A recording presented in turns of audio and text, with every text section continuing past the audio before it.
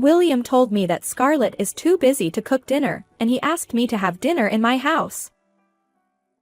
He said it's the same whether you're cooking dinner for 2 or 4. He also mentioned that it's kind of nice for us to visit him so often after getting married. What's going on? I was shocked. I'm sorry for constantly eating at his parents' house, so I started giving William money, including food expenses, as a way of compensating. Ingredients were going to waste, and honestly, it was a significant expense. William's actions were so outrageous, it left me in shock. Wait, so the money I gave to my husband for food? What's that all about? William's outrageous actions left me in astonishment. It's been a year since I've been dating someone. His name is William, and he works at a certain parts factory. The work at the factory requires patience and concentration, and having worked there for many years, I think William must possess such persevering traits. Recently, we finally started talking about marriage, and considering our ages, I thought it was about time. So, to be honest, I felt relieved. If we're going to get married, of course, I want to get along well with William's family too. However, what concerns me is that William always badmouths his parents, especially his mother. He says things like, "My mother just can't let go of me. She's so overly involved and annoying." Yeah, I understand, but maybe you are just interpreting it that way. There could be another side to it, right? Do you need packed lunches? What about dinner? You should put out the laundry properly. It's deadly irritating. Huh? But aren't those just normal things to ask? I mean, even I get told things by my mother. And my father too, if only he could stand up to my mother. Something like that. He says bad things about his parents. Despite frequently criticizing his parents, William has never actually moved out from his parents' house. Even though he's nearly 30 years old, he continues to live with his parents, all the while complaining about them. I wonder what kind of situation that is. That was the only thing I was concerned about. However, his parents were very kind to me, and I didn't have any particular issues. Eventually, William formally proposed to me, and we got married. Considering how much he complains about his parents, I figured we wouldn't visit his parents' house often. I felt sorry for his parents, but I will continue working, and I thought it would be easier emotionally. However, once we started our married life, it turned out to be completely different from what I had imagined. Hey, Scarlett, let's go have a meal at my parents' house. Huh? Again? This is the 4th time just this week. It's really not fair to your mother. Despite his constant complaints about his parents, he wanted to go to his parents' house 4 or 5 times a week. I don't have a problem with his parents' house, but I'm also working full-time, and it becomes quite difficult when it happens so frequently. But you see, my mom keeps insisting that Scarlett should come over. You know how persistent my mom can be, right? If we don't go, you know she'll say something. Could you just bear with it for my sake? Even if you put it that way. I'm also preparing dinner, you know. Well, we can have tomorrow, right? He may say that, but the next day, he starts talking about going to his parents' house again. The ingredients I buy go to waste, and the dinner I've made goes also waste. Doesn't he ever feel bad that it's a waste not to eat the meals I make? After dinner at his parents' house, William lounges on the sofa, watching TV, obviously full and comfortable. I understand that he wants to be relaxed after a meal, but I want to get home soon and prepare for work the next day. However, he says, "Scarlett, let's take a bath here too." Huh? I didn't bring a change of clothes or anything. Besides, I have work tomorrow, so I need to get home early and rest. Well then, why don't you just spend the night? You can leave for work from here, right? I'm already getting sleepy. It's always like this. The only day he doesn't go to his parents' house is the day he's working overtime, which happens consistently. He works in a factory, so he must be sweating and tired, but on those overtime days, he's strangely in a good mood. Welcome back. How was the day? You must be tired to overwork. Well, yeah, I'm sweating, so I'm going to take a shower. Oh, I see. But you seem to have a happy expression on your face. Yeah, well, you know. Maybe it's that feeling of achievement from putting in a lot of effort. While you're taking a shower, I'll get dinner ready. No, it's fine. I've already done it on my way home. Even on days when he's overworked, he never has dinner at home. And the next day, he'd start talking about going to his parents' house again. Hey, can we stop going to your parents' house anymore? Huh, why? You don't have to care. My mom wants you to come. I don't mean I care about your mom, but...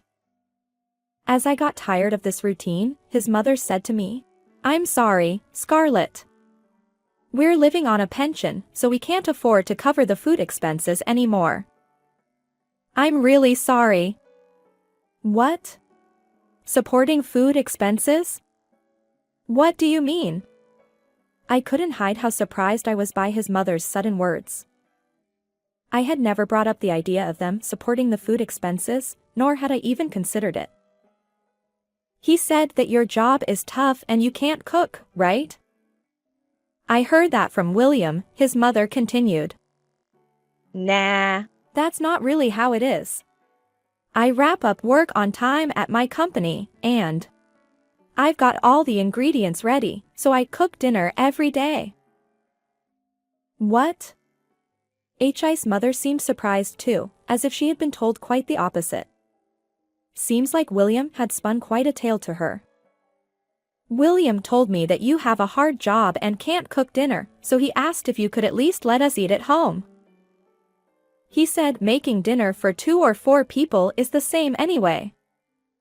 He even said things like, normally, after getting married, sons don't come home that often, but I'm being filial by visiting home so much, my mother-in-law explained. What? What's going on? I felt guilty about how frequently I was having meals at my in-laws' place, so I started giving money to William to cover the food expenses and more. Ingredients were going to waste, and it was honestly a heavy financial burden. The shock was too much to handle. Well, then what about the money I gave to William for food expenses? I asked. What? His mother said she didn't receive that money either. Her expression didn't seem like she was lying. After we exchanged dumbfounded looks, it suddenly hit both of us. I hurriedly woke up the sleeping William on the couch and, together with his mother, confronted him. Hey, William, what's the meaning of this? Were you deceiving your mother and me? I asked. What's up all of a sudden? William, be honest. What are you talking about? At first, he had a smirk on his face, but as he looked back and forth between his mother and me, he seemed to realize the gravity of the situation. He recognized that his lie had been exposed, and his expression turned serious. Well, I mean, it's not like I did anything bad, he finally said. You've had enough. You're wasting the ingredients I bought, and the money I asked you to give to your mother hasn't reached her. Enough with your nonsense. What on earth are you doing? Hey, guys, can't you calm down a bit? You don't have to make such a big deal out of it. Mom and Dad don't have to feel lonely if we come here, and Scarlett doesn't have to cook dinner, right? Also, I can have enjoyable and delicious meals with everyone. There are benefits for everyone, so it's not all bad. What is this man saying? I could feel my anger rising, and I was desperately trying to quell the flush on my face. I knew that arguing properly here wouldn't work because William, drunk on alcohol, wouldn't be able to respond sensibly. Sorry, Lily. I think William won't be able to have a coherent conversation. He is drunk. I'll come back when things have calmed down.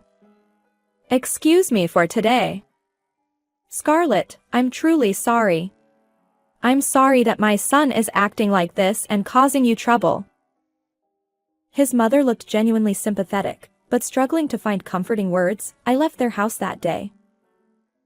Even after returning home, I struggled to contain my boiling anger, and I couldn't have a proper conversation with William. On the next day, William has finished work earlier, and he went to his parents' house again. Already drinking a beer. Seeing that scene, I was flabbergasted and struggled to find words. After staring at William for a few minutes, I finally said, "You're drinking beer without any remorse? Can you stop fooling around? I'm trying to have a serious conversation here." His mother hadn't noticed that William had opened a beer and was simply standing there, dumbfounded. "That's enough. Tell us why you lied and deceived us. What happened to the money I was giving you?" I couldn't hold back any longer and raised my voice involuntarily. "Huh? Why are you so angry? I just saved you the trouble of household chores. Think of it as a housekeeping job that I did. What? In return, you were adding to your mother's burden." Then came the shocking words from William's mouth. "Oh, well, you could just think of Mom as the maid. It's fine if she indulges and takes care of everything. I grew up in my parents' house for almost 30 years. Naturally, it's comfortable there, right? What are you saying? Are you seriously saying that? Are you seriously saying that? Men, you know, are creatures who resist change in their environment. Your meals are too bland and unsatisfying for me. They don't suit my taste, so honestly, I don't want to eat them. Oh, but I'll make sure to have kids, so don't worry about that." What kind of attitude was that? Treating his mother like a maid, and am I just an instrument for producing children? His mother's anger was palpable, and I was struggling to hold back the urge to jump at William in frustration. "I married you because I wanted to create a warm and joyful home with you. Instead of saving you the trouble of housework, I'm not just wasting the ingredients I bought and the meals I carefully made. You are the worst. But isn't it easier when we go to my parents' house? I'm glad that your parents are kind and welcoming. But I've never once thought of your mother as a maid. If you didn't want to change your environment, why did you marry me? Do you really think I'd want to have a child with you under these circumstances? Stop messing around. What about the money I've been giving you for the food expenses and more to your parents' house? There should be around $3,500, right? Well, that's, When questioned about the money, William began to mumble. "William, where did the money go? I've never received that money. Tell us the truth." Well, Under the pressure from me and his mother, William finally confessed. It turned out that William had become obsessed with underground idols. He originally had a love for music, but he stumbled upon performances of underground idols on YouTube and was strongly drawn into their world. He said that he gradually became hooked and started participating in events and buying idol merchandise. He sometimes used the excuse of working overtime when he was actually attending live performances or events. William shamelessly spoke about the enjoyment he found in being part of the underground idol scene. He explained that in that world, pouring as much money as possible into supporting his favorite idol was everything. It seemed like a system where those who spent the most money for their favorite idols gained prominence. His mother and I were dumbfounded and couldn't find words. "But it costs much money, doesn't it?" I asked. "Yeah, because if you don't invest in your favorite idol, they won't be able to continue. And if that happens, I lose my source of enjoyment. So I have to do whatever I can," he replied. I had no idea. William, in order to support his favorite idol, had resorted to borrowing money through cash advances, and the amount was so staggering that it left me speechless. I never want to see your face again. I couldn't bear this situation any longer, so I asked his mother to cover for me and went home, where I ended up falling into bed and sleeping. According to his mother, William remained oddly confident afterward. Are both Scarlett and Mom jealous of me? I mean, I love idols, but I also love both of you equally. Why do you get so emotional about it? Whether you love us or not, that's irrelevant now. His mother apparently just sighed in response. But, you know, both Scarlett and Mom are jealous of the underground idols, right? Well, I apologize for spending so much money on them. But that's just like a territorial dispute in a way. It's like male foolish pride, isn't it? It's not like I love that girl more than both of you, so don't worry. William. That's not the point. Do you even realize what you're doing? What? My heart is always here. In a place like that uncomfortable house, a man loses the will to come back. You don't mean you're talking about me? Of course. Duh. This was a story I later heard from his mother, but it was a statement with 100% destructive power. His mother seemed to have given up on trying to reason with William, who could only think optimistically no matter what she said. Just then, his father, who had been out, returned. When Lily explained everything that had happened, he became extremely furious. What the hell are you doing, when Scarlett is right there with you? Do you think she won't get fed up with your nonsense? You're completely delusional. Why are you saying that, Dad? Scarlett loves me, so it's okay. Mom feels the same way. With a carefree and smug smile, William responded, only to receive a cold and stern response from his father. You need to understand that even love has its limits. Both Mom and Scarlett are telling you that they don't need you anymore. Realize that you're disliked by both your wife and your mother. I'm sorry, but I can't comprehend you either, and I won't support you. Even after being scolded by his father, William continued to smile smugly, it seems. That day, he stayed overnight at his parents' house, and the next day, when my work was done, I headed back to his parents' house. Frankly, I wasn't looking forward to it, but I couldn't just leave things unresolved. Oh, Scarlett. Dad tends to be dramatic about things, but what do you think? William greeted me with his usual enthusiastic words upon seeing my face. He glanced around as if trying to read the atmosphere, but no one was smiling. Why? Why? Scarlett, you do love me, right? William's words, oblivious to the mood in the room, didn't even warrant a response from me. Perhaps sensing the palpably different atmosphere, he struggled to find words, realizing that no one was laughing. Then, for the first time, he seemed to realize the gravity of his actions. Scarlett, can you put your seal here? Huh. I handed him a divorce form that I had already filled out. What? You're kidding, right? Divorce, why? I wouldn't hand you a paper like this as a joke or lie. I'm serious. I won't do it. I won't get a divorce. Who would ever put their seal on something like this? William. Just do it. You don't have the right to refuse. That's right, William. Think about what you've done to Scarlett.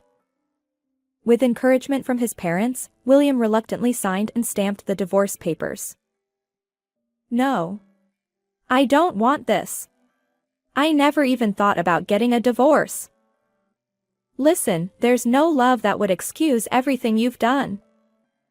Lying to people, taking money from them, and even accumulating debts.